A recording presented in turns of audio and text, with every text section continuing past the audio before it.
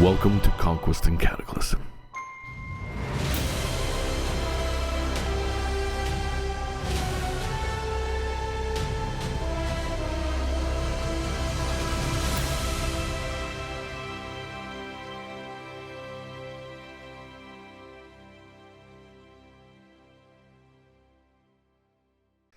Hello everybody, welcome back to yet another episode of Conquest and Cataclysm, here with our lovely and wonderful illuminate faces that certainly hasn't been leveling up since last time. In the middle of a chaotic scene at all. Don't know. And I am going to ask Alistair to give us a rundown of last episode. So you tried to do this last episode and I refused, and now you're trying to push it on me again, and it's just okay. Yeah, there was some shenanigans going on, and you know, Funkin as a staff now, I guess, and Dunbar vomits ice cream, and but Funkin already had a staff. It was called Jeff. Oh yeah. This is the no, you don't understand. Jeff has a title now. He's chief of staff. Get out.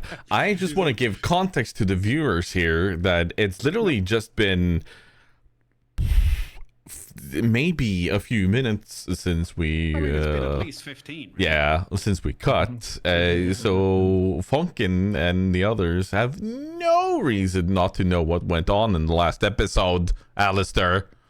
No, I'm just saying I'm hitting the highlights, right? Yeah. He threw up ice cream. We established that. Funky got a staff. Where we were put on like sort of a burn the witch scenario, which went fine. And Funkin has become I am one with the flame sort of a thing. Yeah. And then everything went well, and nothing bad happened, nothing at all. Don't look it up. And yeah, I think we were all going for scones. And, scones. Yeah. Yeah, oh, we're going for scones, skipping merrily along a rainbow-colored bridge. And I have 4 people saying the same thing, Tiger. So if you, the 5th, want to say something different, just know that you're in the minority, and we're going for scones. Let me introduce you to my good friend Cyril T. Einway.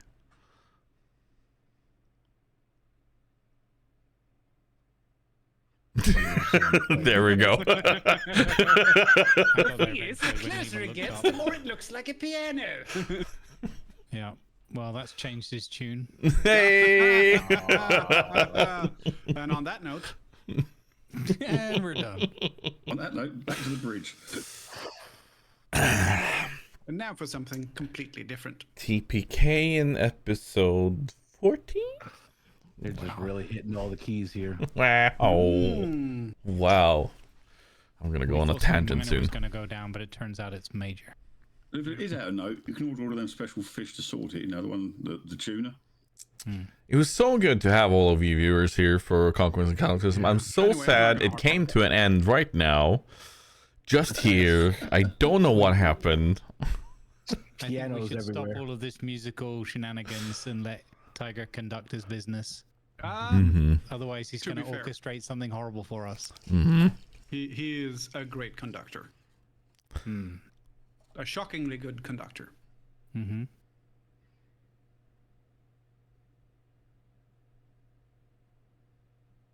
Don't wait too long. I've got another one in the chamber. Yeah, exactly. I'm waiting for all of you to get it out of your system now. Oh, okay. So. But I'm going to enjoy seeing Lima do all the recaps forever and ever from all of our episodes. Yeah. That's going to be fun, having Lima do all of them Yeah, to eternity. And next time, Stats is going to be in my chair, and I'll be somewhere else. He won't play. He'll just recap, and then I'll come back. Now for something completely different. Do any of you others want to weigh in on the recap Lima did? Scones, anyone? There was a lot of fire going on, and it wasn't Fonkin's fault this time. We had a mage go a little bit doolally. He torched half the city and the people in it. Thought we were something wrong, so he torched us. Though because of the marionette system, we were not really there. So unfortunately, some innocent people got fired in our place. The voice in our head seemed to have gone into the distance. He wasn't very happy, but we seem to have been dragged to a completely different realm, where some large, rotund, red-bearded guy called, looks like my dad actually, said his name's Heimdall, said hello, and that's about as far as I remember. I do believe he said, Heimdall said you'd be bigger. Yeah. Oh, actually, he's not Heimdall. He said he wouldn't be big. Yes, it's some guy with a big red beard, Mm. and it's not Santa. No. I do believe Santa has a white beard, but that's a different matter. And Heimdall has the title Whitest of the Gods, which is a very weird title to have. It's an odd title, very odd title. It's very odd, especially when he's played by Idris Elba. It's very, very strange. Dear Marvel, please don't sue us. Wrong universe. No, he's a fantastic actor. It's just very strange. On that note, I also feel it's weird to cast him as the whitest man in all of the Dark Tower books, but He's very strange. Did a good job. Anyway, anything else from Dunbar and Funkin regarding what happened? I mean, they definitely left out the part where we fell from like the eternity far sky, and I spun at what I'm only guessing was increasing speeds of velocity as we were doing it. Yeah. Yes, I thought we'd washed all that away though. And we definitely need to recap that I got a 2, a nat 1, and a nat 1 for the entire round. That was it. It's impressive. If anybody wants to do the math for us on that, feel free. I mean, if anyone else had been rolling, that would have been a highlight. But the thing is, it's just look at it this way, Dunbar. You roll add those up, it makes an 8, and you got an 8 for your hit points. So that's probably what it was. You were busy doing your hit point score. True. Yeah. Very true. It Yeah. Go I ahead. think the only thing missing from the recap was that Funkin got a lovely fresh bacon sandwich. Yes. You did. Well, I mean, I think it was lovely that Dunbar got a towel too, but Yeah. Yep. Thinking about it, the towel should have had a picture of a bacon sandwich on it. Not You how. smelled of bacon sandwiches when you rubbed your face on it. Just stay on dinner party brand. Not have written the words "Don't panic" across it. In case of panic, eat bacon sandwich. Do you know where your towel is? Anyway. I like the idea of like a crowbar behind glass, smashing case of Resonance Cascade. It's just a bacon sandwich behind the glass. You arrived in the foreign world to you. You are greeted by a very large and rotund man, a big burly man with a red beard, big red hair too. On his hip, he's carrying what is seemingly a fairly normal hammer. Seems a mallet almost. Normal. Around you, you see other people that are similarly dressed. He's dressed in simple garbs. Looks to be wool of sorts. He has simple leather shoes and a nice belt. And you see all of these others walking around, and some of them are they have fabulous hair. They are carrying weapons and they're armed, but none of them seem to be hostile or anything. Off in the distance, you see a large building where it has a golden gleam to it. There's a cow walking around, just randomly licking things. And he looks at you, all of you. Well, where are my manners? I'm Thor. Nice to meet you. Dunbar. You're a funny looking one. What's with the horns? You know, when he says that, I want to look around and like, do I basically see nothing but humanoids everywhere? I guess. Pretty much. Yep. Can I cast alter self and make myself look like a human? Sure. Okay, yeah. Let me check that spell, because I haven't used it yet, but I think it's just kind of use a spell slot and do it. It makes sense. I like the idea that you copy Thor. Yeah. Actually, no, that's exactly what I want to do. I want to make myself look. Change appearance. You can transform your appearance. You decide what you look like, including your height, weight, facial features, sound of your voice. Oh my goodness. Yeah. Okay. Yeah. I want to make myself look and sound exactly like the man talking to us. So then I transform. And it's supposed to happen just kind of like in a flash, so like, you know, and then I transform, and now he's looking at himself, and then I go to say, does this look better? And he hears back his own voice. As soon as you do that, there's a hammer out, and it's held up against your chin. It's like, you better calm your Loki ways right now. I don't know what a Loki is. I just thought this would be more. You can, you know. I just thought this would be more comfortable. He's definitely not low key. Yeah, no, I'm very bad at that. I like you. You're funny. He points that. I am. You, however, there's only one Thor. And I'm having none of this.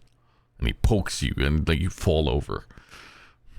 Like I probably, yeah. You tumble. Since it's concentration, second I land on my back, right back to normal. See, that easy to end. Look at that. Yeah. If only Loki was this easy. Come with me. Dunbar, don't insult our hosts. And then Alistair kind of helps him up a little bit. I knew the transforming might trigger him. It's like, his brother has transforming magic. I have transforming magic.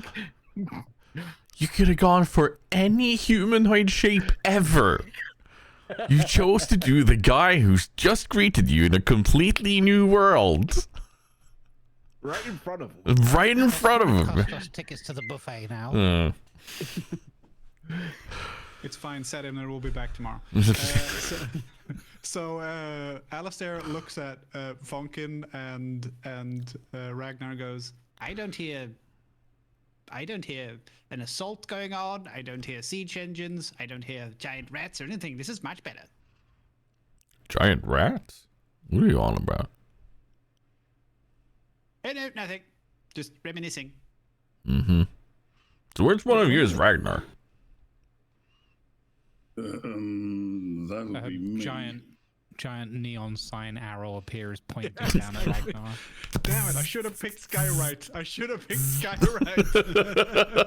Just Ragnar, a giant pointing cloud. All right. All of you, let's calm it with the fun magics and mischief and stuff.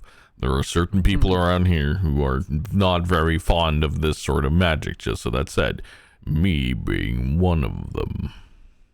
Yeah, stop it, Alistair. Sorry. That's fine. I'll take the blame for that.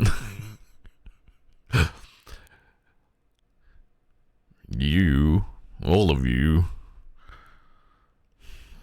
seem like you need rest. So, first, we're gonna go up there. You guys are gonna have a meal. Then, you'll probably... He looks at a sundial on his wrist. And we'll meet up tomorrow. Actually, I'll come get you. Don't worry about it. Oh, is there a lot of food? Because I haven't eaten in 2 worlds. In 2 worlds? Yes, I haven't eaten in the last one or the one before. Yeah, then the last thing I had in the one before was some weird old rotten meat that we found in the cave. Rotten? You know what? We're not gonna have anything of that. Come on, let's go to Valhalla. Yes.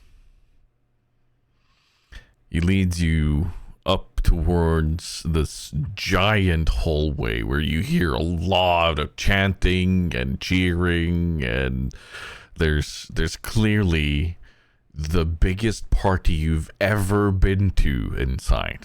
Would you say it's a dinner party? Yes, I would. Get out. You are led in to a hall. Thor points over the crowd and says, "Welcome to the Hall of Warriors. This is where they all celebrate their victories, their life, their wars, and yeah. Tomorrow they will go out and fight each other all over again and be merry and come back here and feast. Enjoy everything you can. There will not be any shortage of mead, wine, meat, bread, whatever you want. You can have it here. You will be satiated. Once you are done with everything you need to do, I will come pick you up and lead you to your place of rest for the evening. But Ragnar, you may want to prepare yourself for... Well, I don't quite know what Tyr has in hand for you, but he has requested you by name. How does he know my name? I've only just arrived. Tyr? Isn't that your god? Yeah, sorry. Yeah, yes. All right. It's the smell of the bacon sandwich. It's putting me off. Our gnome here keeps crunching bacon sandwiches, and I haven't eaten the same as Dunbar. And yes, my brain's not quite in gear just yet. Fair enough. Lack of food, lack of mead. Crispy. I think Thor is slightly surprised to see like one of these come past his elbow and goes, "Ragnar, you should try this. This stuff is great." It's just a foaming horn coming past him, attached to Alistair, who's like got one in his other hand drinking and like, "This stuff is great." Ooh, you You know what? No, let him have fun. You guys go enjoy. I'll come pick you up later.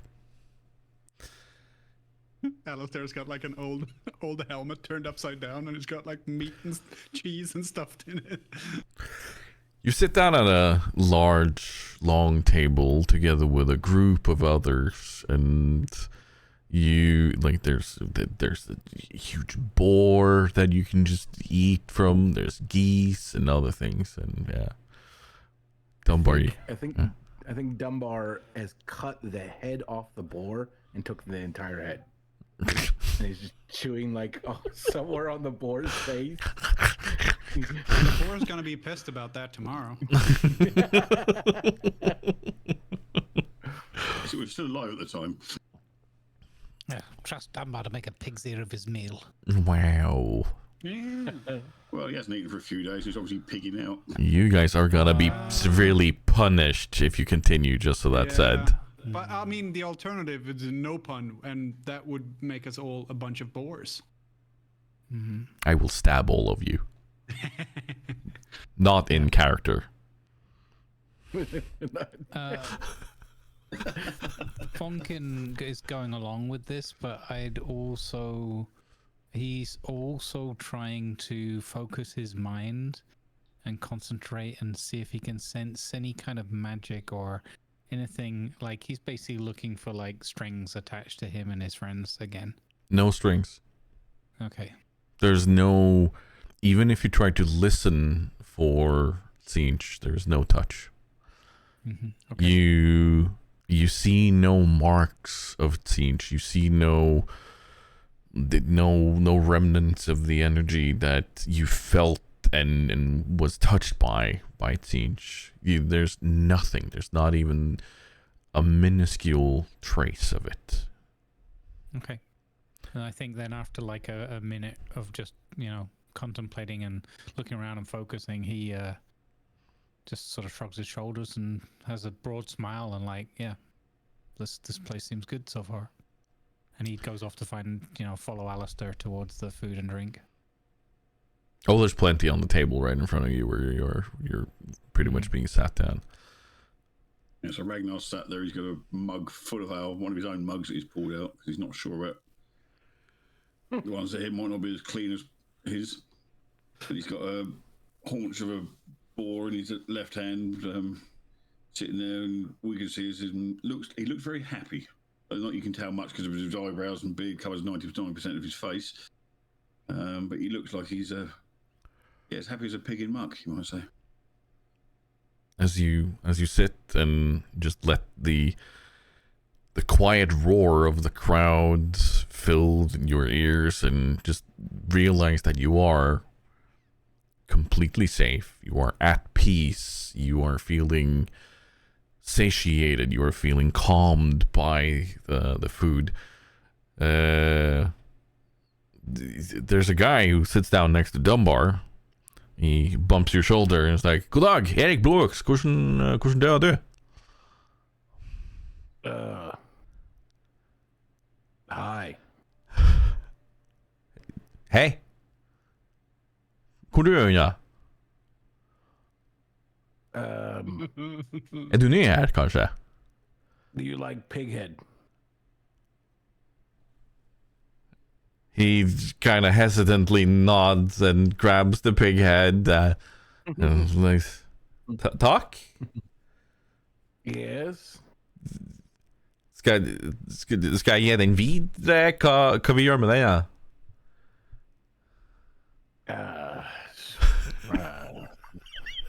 Leave us dying over here.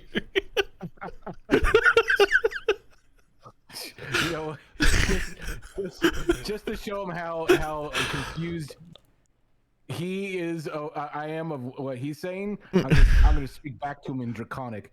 I'm gonna just say this random phrase like "How's your mother?" or something in Draconic. Ja, ok. Jeg tar bare den med meg. And he walks away with the boar head. No, wait, but you see him gnawing on it. Damn. I lost my food again. Exactly what happened when the dragons got attacked. I lost all my food there too. There's plenty more. He just stabs some giant piece of meat. Turkey leg. Yeah. Yeah, but it's Valhalla, so the turkey legs are like this. Yep. Emu leg. Yeah. They know how to take care of the emu. Yeah, there you go. Ragnar, you are filled with an energy unlike you've ever had before. But you recognize this.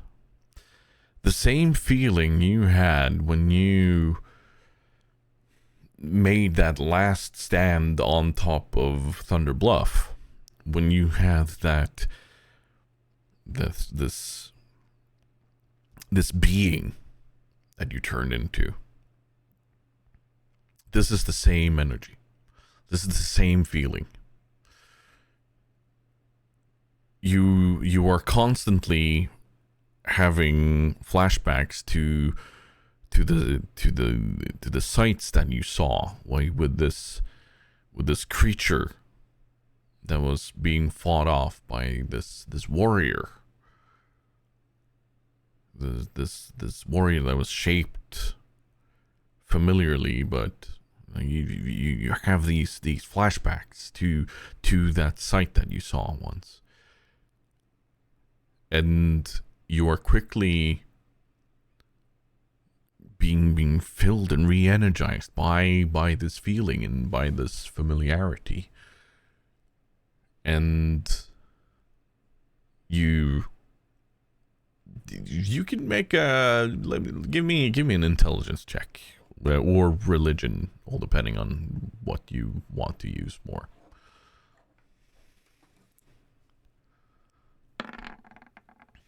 Ooh. Ooh, ooh, ooh. Yes.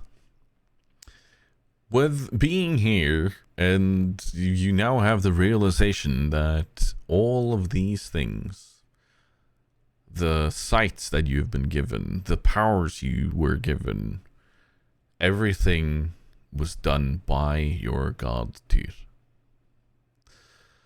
And you now realize just how tightly you have been tied to your god through your upbringing, through everything.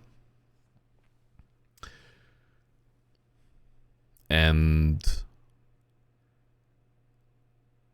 as you sip on this mead that they have here, you get a visage of what you can only describe as a huge leather ledger.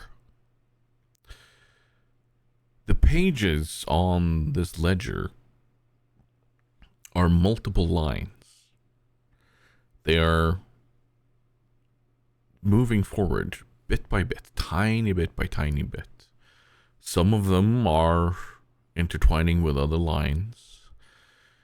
And you see one line on the middle of this page that is slowly moving along that has 3 other lines next to it.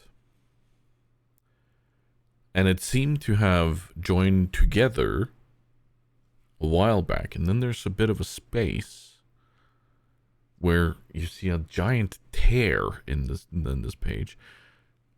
And then it's back for a tiny bit before there's another tear. And now you see the 4 lines are moving together again. And they are moving towards a large circle. The symbol is pulsating. And for every time it pulsates, it seems to draw more and more of these lines in toward it. It's amassing in millions and millions of lines. But you can clearly see those 4 are steadily moving forward together towards it. And the same pulsating that comes from this large circle that you can see, it's also happening on those 4 lines, but it's slowing, as if it's calming down and being more at peace. And you take another sip, and you are brought back to the hall where you are sitting together with your friends and eating and drinking merrily. Are we all set together, or are we spaced out around the hall? No, you're all sat together at the table. Well, I'll turn to Fonkin, and I'll explain to him what I've seen. And obviously, as a quite good roll, my religion was quite good. Would I have an inkling as to what these 4 lines were? Would I have worked out what I think they are? The way you interpret it is fate, or the grand scheme of the powers that be. and all you are kind of gleaming from it is that something major, something enormous, cataclysmic, world-changing, something is happening near this circle. And would I have gleaned from it that those 4 lines potentially could be me and my compatriots being drawn towards this cataclysmic event? You would be a very natural assumption to make, yes.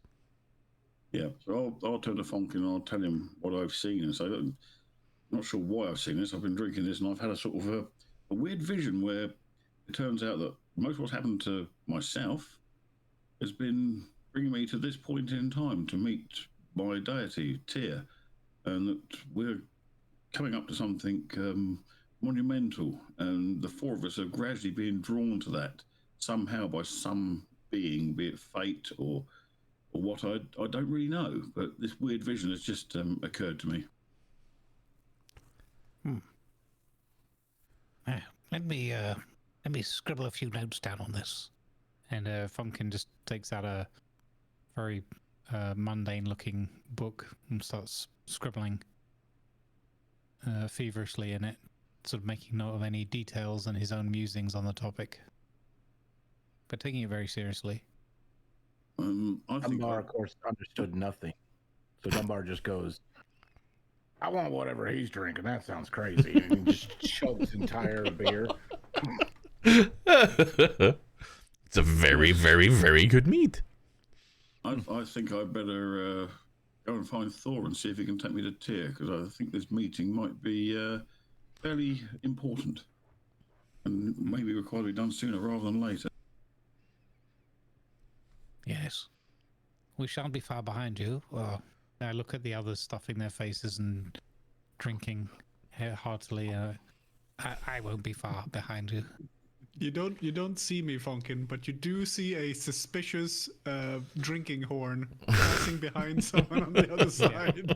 The table's too tall, the table's too high to see, but you get an inkling of where I am.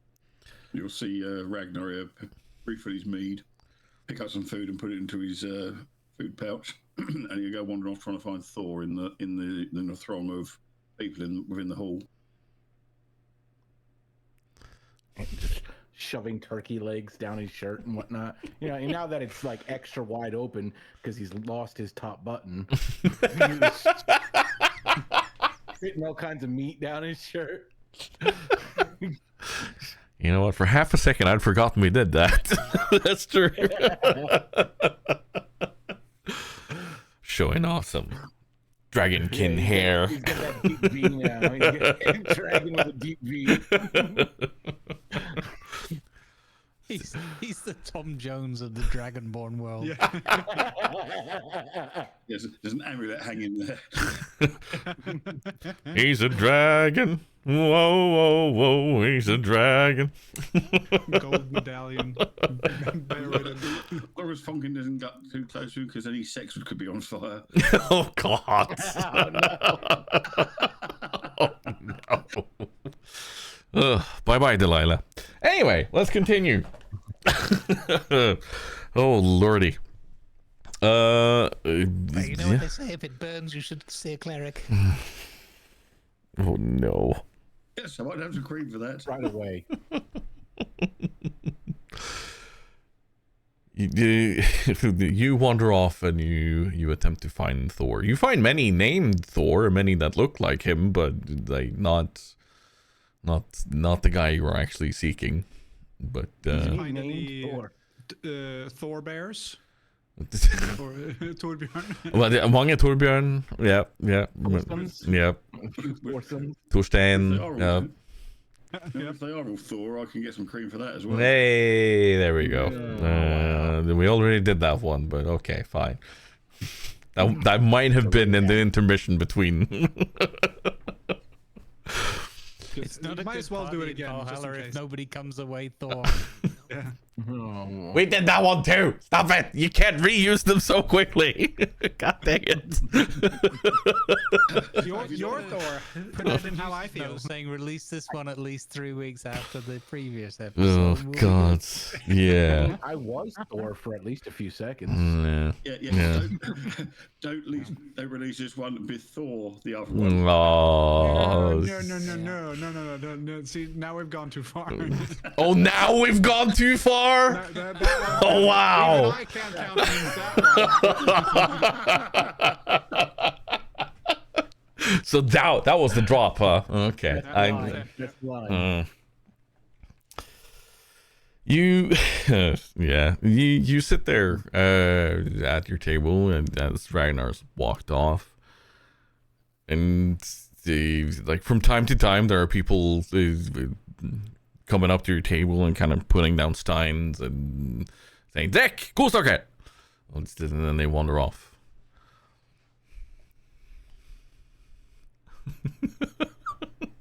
It's great. It's like our own little private session, Tiger. No one gets it.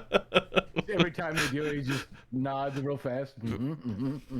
Wide-eyed. And then some guy sounds like he's throwing up, but actually he's just from slightly further south than the other guys, from across the little sea there. It's messed up. That's there's gonna be some people in disdain over that one. Oh. I had to get one in. That was yeah. I'm such a Anyway. sweet guy. So when their little fishing boats and that arrive, do they Scandinavian? No. Oh no. Oh no. That one's banned on mine and Oh, that- I was Stats' gonna channel for a say- reason. That's gonna get you a piano on there. Yeah. That's you are in trouble now. It turns out you are causing Ragnarok. Shit. I throw a stone at Ragnar. Does that count? Ragnarok this shit.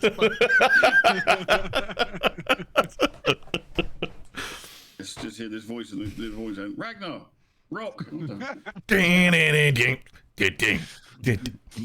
I'm allowed to make those jokes because I'm a sweet guy. No, you're not. You're a neep. My birth certificate says I'm a sweet guy. This episode's gonna be called the Dinner Punty. Oh boy. Welcome to bits that won't be broadcast. It's like we do an end of season blooper reel, but This is Oh, good God. too hot for YT. No, this is staying in. That's the worst part. Like, just so people can see my suffering that I'm adding to and partially being part of.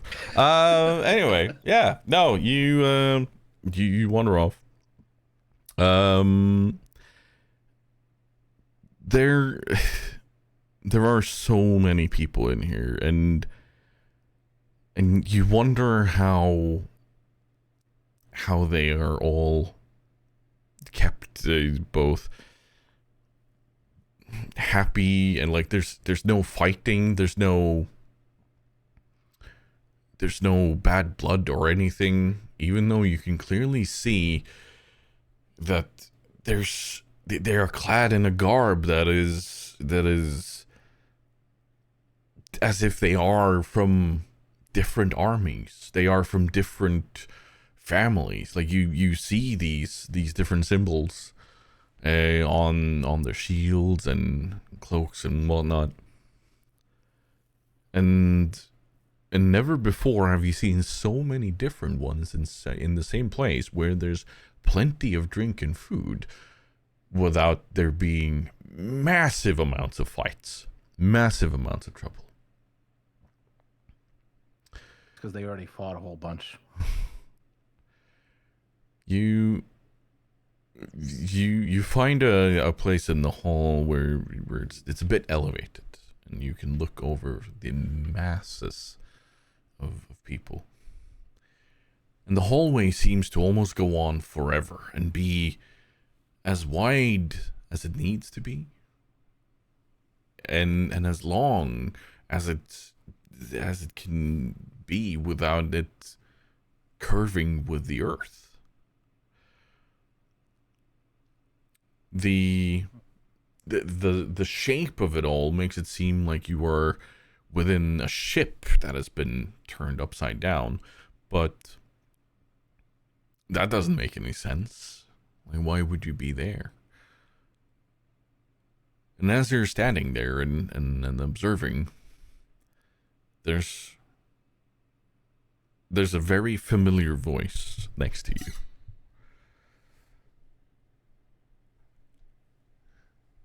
And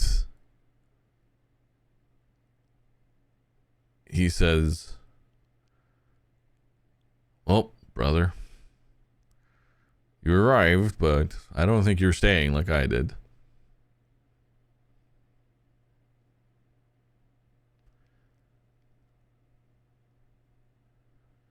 And next to you, you see the visage of your brother that was lost in the mining accident in the mines. You have a grander purpose here, brother Ragnar, and they've been waiting for you. What have you done? What have you been up to? I have no ideas. I was out questing and woke up in some realm I never knew I even existed. And we got set upon by a black dragon. I What? did my usual duty. Hold, a dragon? Yeah. You are Once I clearly in some deep... What? Okay. We are sitting down right now. You are telling me everything. What is going on? You tell me. Like I say, I woke up in a realm. Woke up with three people who at the time I wasn't really sure who they were, but have now become, as you can see, good companions. They got attacked by a dragon so big it blacked out the sun and caused a tidal wave. And Tyr, our god, appeared and defended us and me from this dragon. And next thing I know, we were some other realm where all these giant rat creatures attacked us. And in between, there's been all sorts of weird goings on that I have no ideas. So I don't know if I'm coming, going, or where I've been at the moment. Well, you've clearly been on an amazing adventure. And now I'm here eating. I'm not sure what this is, but I think it's chicken. Maybe. Tastes like chicken at least. Tastes like some chicken. really good, some good meat. And apparently my god, or our god, is incarnate here. So he's requested an audience from me. You don't know where you are, do you? Well, all I know at the moment, there's no fighting, so it's very peaceful. Yeah. Nice. Unfortunately, everyone's still taller than me, which is really, really annoying, and I want to fight them all. And if anybody bumps into me and knocks one meat in my hand, they're going to be looking for their kneecaps for the middle of next week. But yeah, it's not too bad. But yeah, I have no ideas where I am. You are in the Hall of Warriors, brother. You are in Valhalla. Ah, well, I've only heard of this in myth. I didn't actually think it really existed. Yeah, no, it's very real. It's right here. Gods existed because obviously they control our lives, but yeah. Some control, huh? But yes, apart from that, yeah. And then obviously I met these two gnomes that were, well, they're gnomes. They're suicidal. You know what their gnomes are like. Yeah. Always trying to blow themselves up and everything nearby. You know, it's one's always setting things on fire, and the other one's always building these weird machines that also try to set things on fire. Sounds like gnomes. Takes a big drag off a pipe and lets out a big puff of smoke. And who's that last fella? Oh, yeah, he's really, his name goes by Dunbar Cold Broth. I can't remember. He keeps changing his last name. But yeah, he's a dragonkin or dragonborn or something. I've never met this kind before until recently. He's something to do with white dragons. He claims he can breathe like a dragon, but all I've seen is him bringing out diced carrots and sweet corn. You know, he doesn't seem to have much of a dragon breath attack. You know, that's enough to put most people away from him. Yeah, no, fair. I can't fault you on that one. But hey, nobody's got a constitution like us, do they? No, this is true. He also thinks he can keep going invisible, but we can always see him when he wanders off. And he's like, nobody can see me, but we can see him for miles.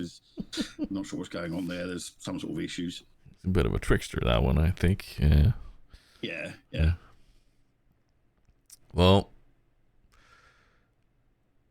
I'm not gonna keep you. I think you are about to have a bit of a meeting tomorrow with your god. Oh, good. But at least it's tomorrow, because I think I'm about to have a food coma with all this lovely food. That sounds about right. And it is about that time. And you see in the hallway around you, a lot of the warriors are kind of standing up, stretching, and there's a lot of yawning going on. And you hear, like, suddenly there's a horn that blasts. And you hear erupting from all of the tables. Alistair. Yeah. No, not his horn. Oh, I was wondering what he mechanically put on the end of that horn he had in his hand. You hear from one of the horns, like, and as it reaches a certain tone, all around you from all the different tables, all of the warriors, they're racing their saddles, their horns and everything, and they're going, "Skull!" And this entire hallway is erupting and rumbling with this thunderous roar of this note that they're holding, and you hear one voice over the others take over and say, "Oh, så havna vi på fyllefest igjen. Hey, skål!" And the others go, "Skål!" And then they drink. And they get up and they walk out. Your Seeing that being done. Your brother bumps into him and says, "I think you're about to be picked up by Thor, but know this, brother, I am keeping a watch over our family in my own ways. You have more important business to take care of, however, so go do your thing." And he gives you a giant bear hug.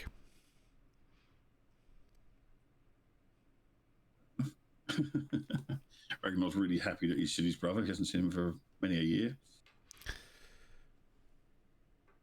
The very big burly man comes up to you, points you on the shoulder, and like, "All right, you're with me. Where's your friends?" I said, "Well, I think Fonkin sat over there. If you can see that tankard thing running around over there, that horn, and I think that might have a gnome attached to it, but I can't quite see him because he's outside the table." Yeah. Teaching them drinking songs, gnomish drinking songs. I think Dumbledore's somewhere over there. Just look for the moving mountain of food. There's plenty here. Don't worry about that. Thor comes and picks you all up and says, "Come on, let's get you to your place of rest for the night." Probably a turkey leg bone sticking out of his open shirt. Kind of looks at you and says, "You really won't need that. Like, there's plenty here. Just saying." I mean, that's what was said last time. You've been here got before. all the bacon somehow. I mean, we can fix that. He gives you a wink. Bacon? Come on, more tomorrow. Just follows behind. He leads you off to a lumber house with ornate carvings on the entrance. These are runes that Ragnar has seen some places, like parts of them at least, in some religious text regarding to Tyr, and has been like you see just some of them kind of in reference to gods and being watched over and protected, but you can't make out the entire text. And the hallway really leading into this house has a statue of a man with he only has one eye. He's carrying a spear. The room has a fireplace that is already roaring. Thor says, well, you have places to wash. You have places to make yourself refreshed before the night. The beds are upstairs. You all have separate rooms. And in the morning, instead of going off with the rest of them, well, Ragnar, you have no choice. You are already predestined to where you are going. The rest of you get to choose where you go, but we'll deal with that tomorrow. For now, get some much needed rest. I sense that you've been on a long journey, and I know that where Heimdall plucked you from was tiresome even for him, so you must have been very far away. Yes, little one. Can I go with the fighting people tomorrow? Is that an option? I even told you about this. How do you know about that? That's the only thing they're talking about down there. Oh. You know what? Makes Fair. sense. We'll go over the details tomorrow, but yeah, you... Oh, okay. Excellent.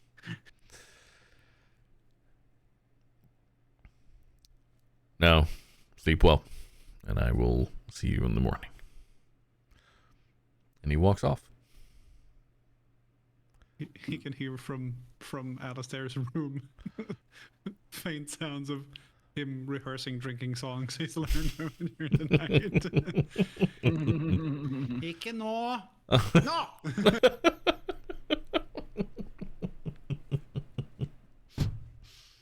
That was the easiest one, so he learned that one.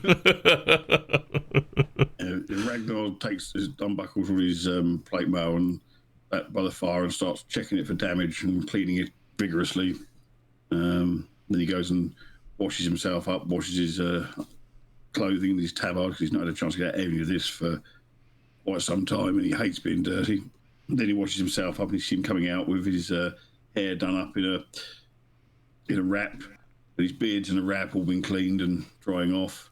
He's got like a towel around his waist, and he's as red and hairy as the rest of him. On the rest of his body, he's just like looks like one of those red pandas if you look at them. Just as cute, too. He sits by the fire and sits there relaxing, still with a meat in his hand, just sort of feeling quite good about himself because he's all nice and clean. His weapons have all been cleaned and are all gleaming. And then as it gets later in the evening, you'll see him say his goodnights to everybody, and he picks all his gear up and walks up and finds a room to spend the night in, to relax. There's armor stands, there's everything. Like there's oils to take care of beards and everything, and to make your hair smell nice. So, yeah. Ragnar's an absolute heaven, having his beard all re-oiled and his hair all braided and clean, and his beads all, his hair and beard all tidy and clean. All his armour's gleaming, it's all on the stands and that in his room. Yeah, he's laying in bed feeling quite pleased and quite full. Excellent. Anything else you others are doing, preparing? I think with the day that Dunbar's had and the sheer amount of turkey he just ate, there's got to be like, some effect happening where, so he's like trying to make it down the hallway, but he's just so tired. He kind of just gets on the floor and just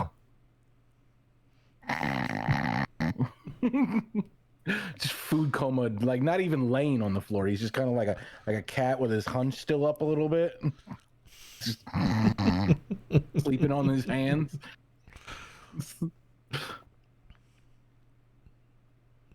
Alistair, Funkin? I'm sleeping. Okay. I think a visible vapor is coming off Alistair, a vapor that it would be toxic to inhale at this stage because it's mostly alcohol and bacon grease in vapor form. So if you inhale this, you'd get you get some serious complications in a 20 minutes or so. That's how he keeps his relatively moderate figure. It's just by oozing out all the stuff he eats too much. Spits it out. That's why my bag, the food in my bag, is always warm, because I am a furnace. Funkin, what does Funkin do for the night? Funkin writes a bunch of notes in his journal, updating sections that he has started maintaining on each of his traveling companions. I don't know if he knows that that's Ragnar's brother that he's been speaking with, but because he's not been close enough to be eavesdropping or anything. But I think there's possibly a family resemblance or something, or certainly like a kinship. So he's like, well, he's very familiar with him at least. He writes notes about how he's happy that Dunbar has, not perished in battle, and how they seem to have landed somewhere much more safe and comforting, and that he's almost reaching the point that he believes it. I think he casts an illusion of like a blanket or something to cover Dunbar as well, and maybe like a bowl for sick next to him. Curious as to whether they become solid or not. Like, it's an illusion. Is that magic still in play?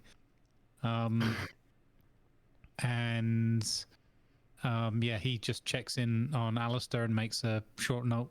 Alistair vapes. And then he retires to a little corner of a room, and he finishes up his notes, and then he closes his eyes and tries to use his mind's eye to guide his hand to draw that sigil again. But the paper is blank again. He has the same page the first time he's tried to draw it on the airship, I believe that was. And he's just been trying this every once in a while whenever there's been a quiet time. And he fails every time, and his hands just shake a bit afterwards, but he still can't bring himself to picture that sigil. Even though you are feeling shaky and unable to recall it, it's as if you are clearer now than you've ever been, and you are somehow not shaken by the thought anymore. Mm-hmm. The feeling of being forcibly attached to this mind, this being that was trying to take a hold of you, is completely gone. Okay, so I think he takes solace in that, and maybe the last action that he does before he turns in for sleep, he does two things. He mutters an incantation of a spell, but without using any magical powers, just trying to memorize it and prepare. It's something that's new to him, a very powerful magic, but he is focusing his mind on it and practicing so that he's ready in the event that it should have to be called upon.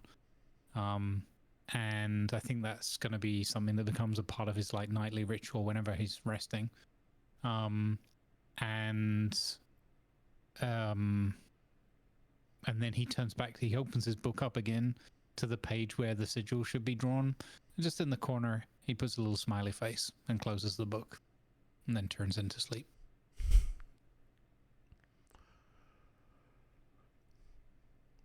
morning breaks, and there is a sharp knock on the door.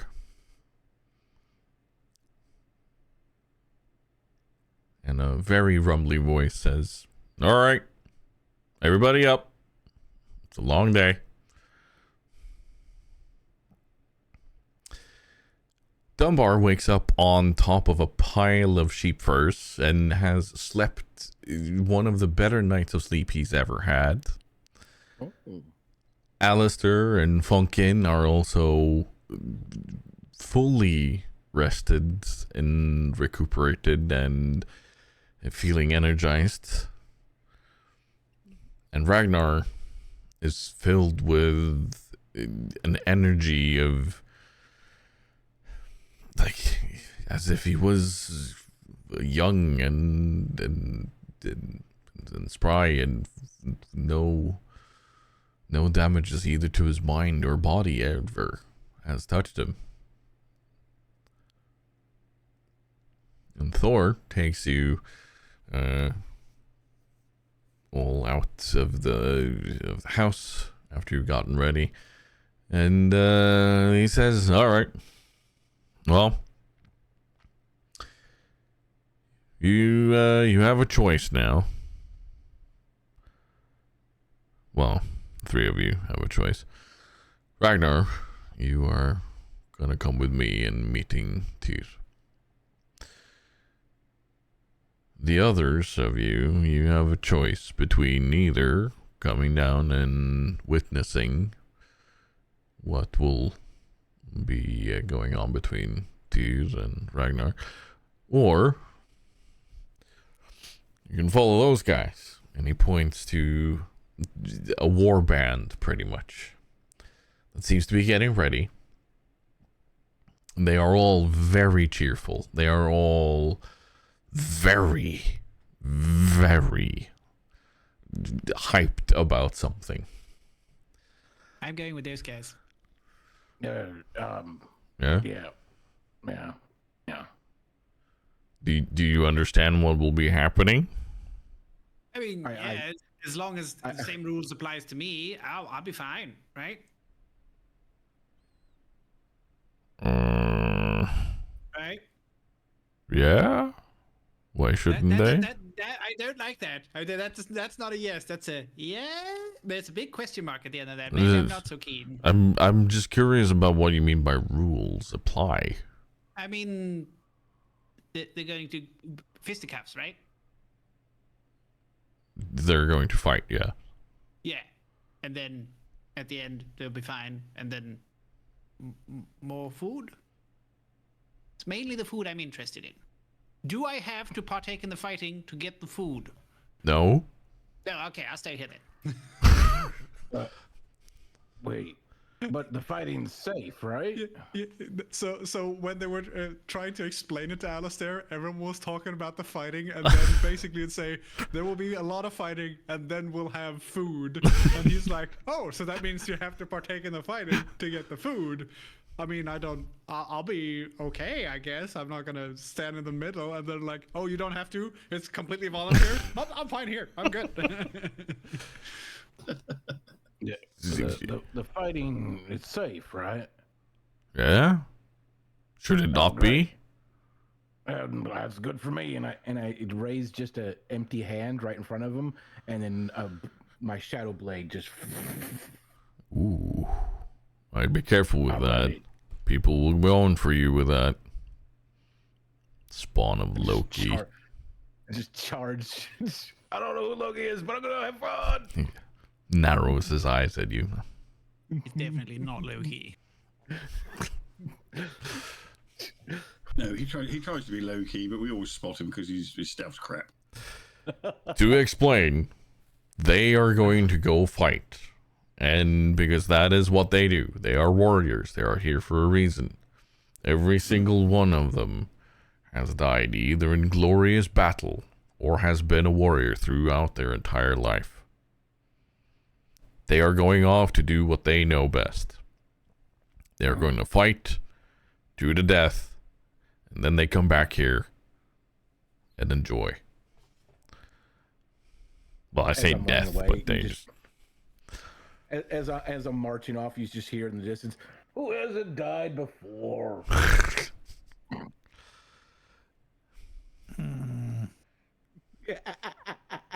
No. You feel a quizzical look hit the back of your head, like...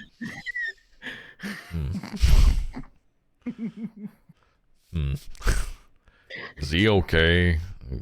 Like, should we worry about him? No, I think his mother dropped him on his head at birth. But don't worry about it. Yeah, fair few times, I'd say. Oh. Okay.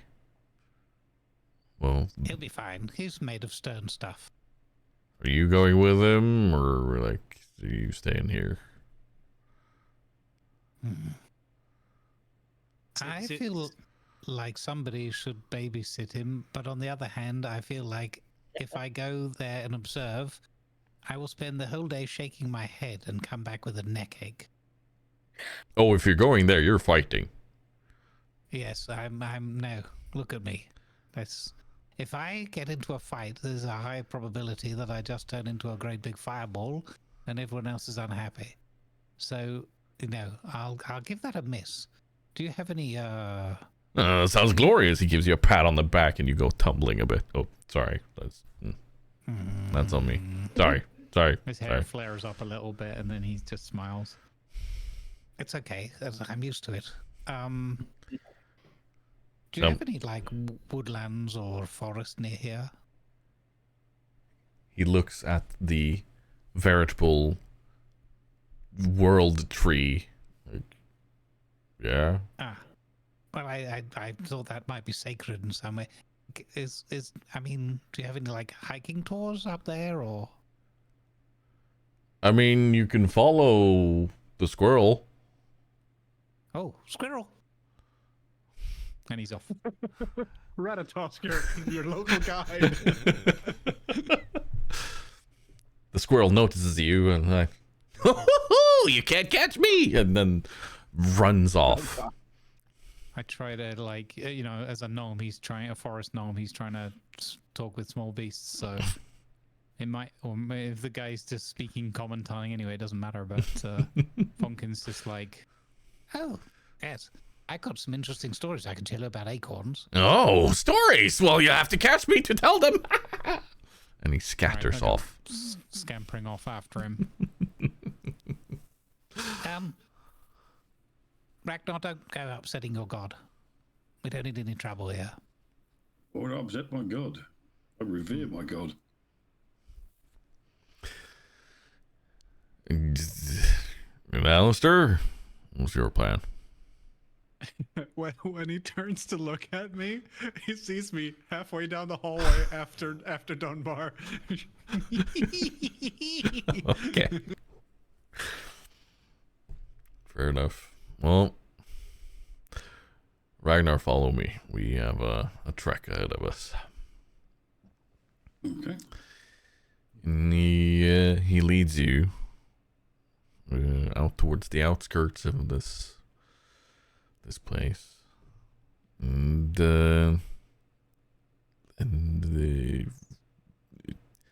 basically just starts asking you about your world and if you know anything about other worlds, and like just in general, like what is your understanding of it, and just kind of a fun little conversation about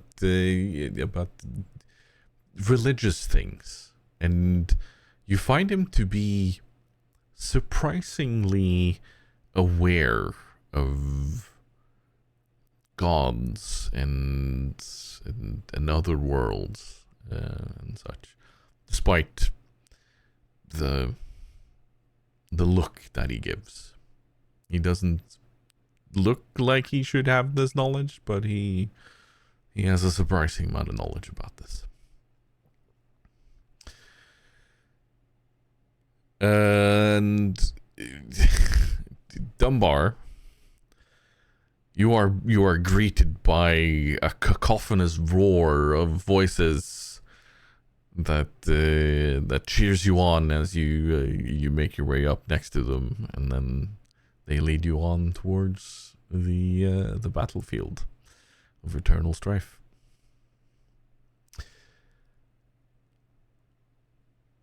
Alistair, Yeah. you are sitting, or are you following Dunbar, or are you sitting in the hall right now? No, I'm following. I'm going to the fight. You're going to the fight. Okay. Mm-hmm. Well, along the way, you see the same guy that took the boar's head from Dunbar. He comes up to you. Ikke si det til noen, men jeg tok med denne. And he hands you a large drinking horn, even bigger than the one you were handed yesterday. Ooh. Actually, Du er kjapp å plukke opp. yeah. He picked up like 4 words. One of them is skål. Thanks very much.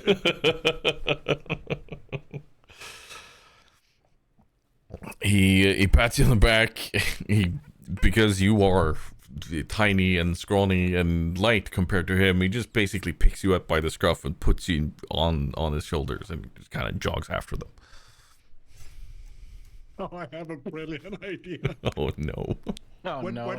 Are we at the fight? Are we at the fight? We are starting there. We are definitely starting there. I say, hang on a second. I jump down and then I pick him up and put him on my Mecha Strider or my Shredder shoulders. So, gnome in a Shredder mech with a Viking on his shoulders. Terrifying. And I just press a button and there's a slight and the little canopy comes down. You just hear a from him with his Dane axe on top of his head. Yep. Can it be faintly accompanied by the music from the meme video Techno Viking? Definitely. That's God. how he's Techno moving onto the Viking in field. Everyone's D&D. like, he's like, and then stop to hydrate, and then Also, also, one of the other warriors, and he just walks off. yeah, exactly. He's also the entire Shredder mech is now slightly painted, so he's got like Viking face paint and shit. I'm like, when did he do this? Don't worry about it. It's there. So now he's got like the cog thing spinning in one hand, and the other hand just going. It's great. All right, give me. Alistair's gonna have fun. Give me. So we're gonna resolve this fight in a bit of a different way. You will have 5 attacks to see how well you do throughout the entire fighting day. Each of you, just to see how well you get on. Do you get any kills? Do you do anything heroic, or do you have any incidents, shall we say? So we're gonna start with Alistair. Okay. The first thing I want to do is the man on my shoulders. You said he has an axe, right?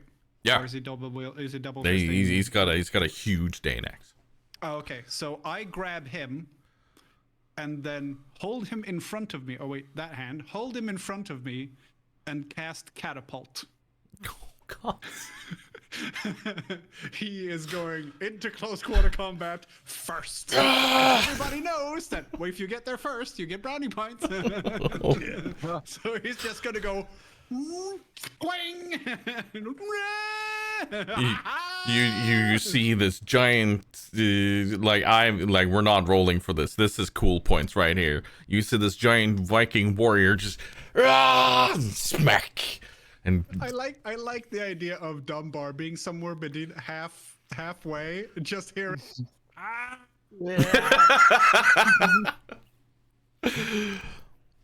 as he passes over. You need No. to rename catapult to. I have Twingy Twang, and now it's also Yeet, I think. All right, that was So, yeah. one. What are? Give me. Okay, it's just I don't know what I don't know. We haven't even had any fighting with the shredder mechs. I don't know what kind of attacks I have. We're gonna treat it as a weapon that you would be familiar with because you are wielding it. So I don't really have that. Like the only close quarter combat melee weapons I have written down are like quarterstaff stuff for the catapult, or for the parasol rather. I don't know. well, it's either that or we go for piloting to see how well you were able to pilot it around, and then Yeah. kind of.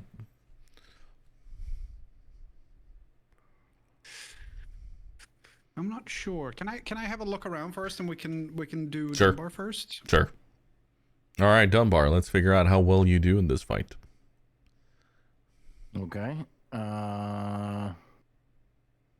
I want to immediately, as I am approaching, I want to take off.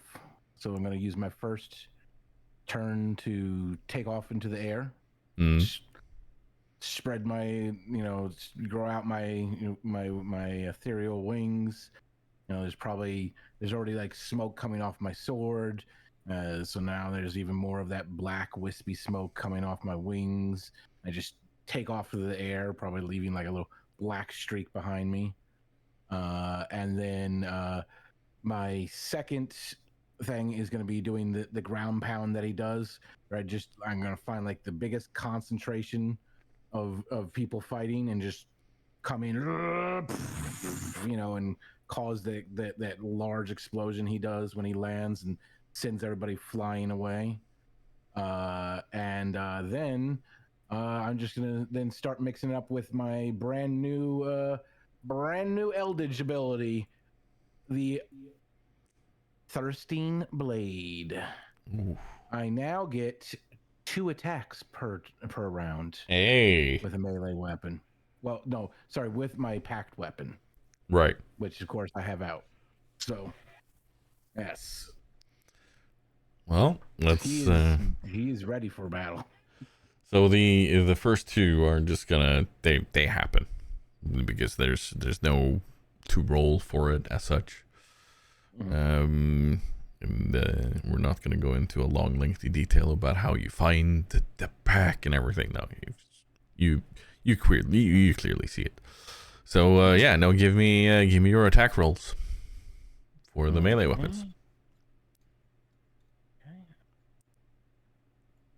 Where is I know I put this weapon on a special spot. Oh yeah, there it is. Woo. Mm-hmm. Yeah. And then a second one. All right. That's your first. You have 2 more to go for your attacks and stuff. So give me the rest. Okay. And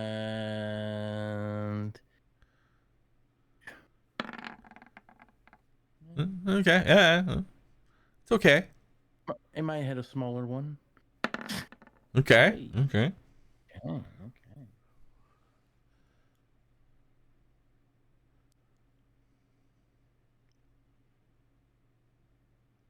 That's what you wanted, right? Or do we want more? Well, don't you have 2 attacks per round? So okay, right. A total of 5 attacks carried out. 5. Oh, okay. Oh. Yeah. So you did the flight, you did the crash, and now you've been dealing some damage with your blades for 2, and you have 1 round of combat left for yourself. Okay, I'll just keep on swinging. Oh, that was close. Oh, that was close. So Good rolls though, all the way through. Yeah. And one more, right? Yeah. There will definitely be regaled tales of Dunbar, the demon, at the dinner later. Alistair, do you have a better idea for how we want to go about Arcana is the only thing I can think of because since we don't, and god damn it, D&D, tinker, give us a tinker thing. Yep. Yeah. So Arcana is the closest I can think of. Then like let's... Arcana plus proficiency, maybe, since I'm sitting in the thing and using it, something like that. Yeah, we can do that. Yeah. Okay. So. Arcana already has proficiency, obviously. So I'll just do an Arcana check. So it's an attack plus 7.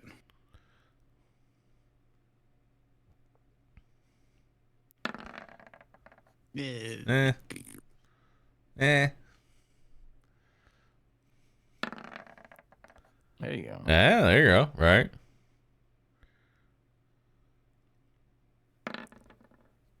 Nice. Nice. And then one last one. Oh, yes. Very nice. Very nice. There will definitely also be tales about Alistair, the giant. I love this idea that it's just Alistair in complete disregard for everything, just gleeful, going. Someone's like, "Hey, we have to break the giant's legs or break the machine," and Alistair's, "I don't care." Jotun, you hear called out, and yes. Or he gets a nickname, Alistair Jotun. Oh, that would be so cool. Okay, I'm writing that down. I'm writing that down to one of my aliases.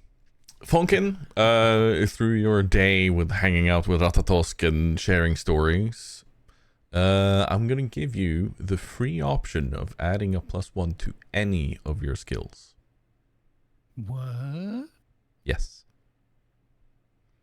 Any of your skills. Oh my god. And yep. Yeah. I'm gonna go with Constitution. Or do you mean like a skill or a basic stat? A skill. Yeah, well, I mean, that would be super powerful. Yeah, no. If it was a stat, I would have said a stat. Okay. So, but skill, because you're sharing stories, you're kind of talking about knowledge and this sort of thing, and talking about the differences in the world, and maybe he gains something in nature. I mean, you don't have to make this about a character kind of like where you are at the moment. Like Ratatosk literally has the knowledge of the world. Oh, okay. So, yeah. Wow. I like the idea of you tracking him so well that you gain survival points. Got you now, you little squirrel. Okay. It's like, Oh God! Don't eat Ratatosk, please. He does not, in fact, do the ceremony thing. He does not come back the next day. If you kill him, he's dead. Yeah. You do not want to be a god killer in this realm. I want to point that out. Suddenly the postal service is broken down. Nobody knows why.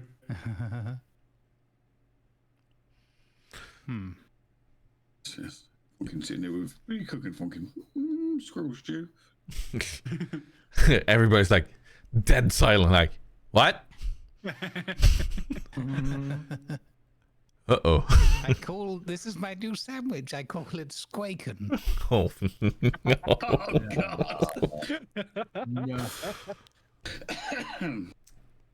You, Ragnar, you are carried out far outside of the living quarters of everyone, and you approach a quarry where you see a large beast that has been tied down with what is clearly a magical rope, and locked within its jaws you see your god. with his hand. One of his hands is locked in the jaws of this giant wolf. And you can gleam that he's clearly not happy. He's clearly not feeling wonderful about this situation. The one-eyed person that you saw in the tavern yesterday is also there, and many other of these beautiful people are standing around and speaking to him, and the wolf is clearly speaking back. And in your walk over here, you've also shared a bit of tricks and things happening with Thor. He's shown you how to use how he uses his hammer, and you'll be like, oh, okay, that's neat. And you've learned more about how to use your own hammer, and you can add a +1 to it that from beyond what you already have. Oh man.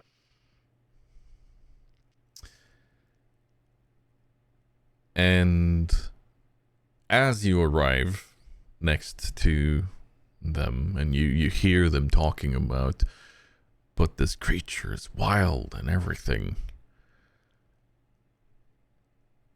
And just as Tyr looks at you, you see him go pale. And you hear, I go tired!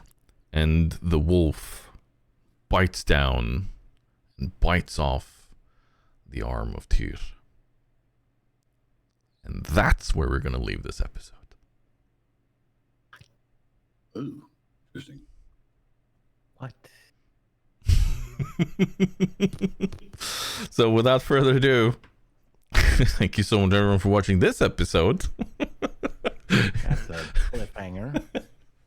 And we will see you all in the next episode of Conquest and Cataclysm. Goodbye.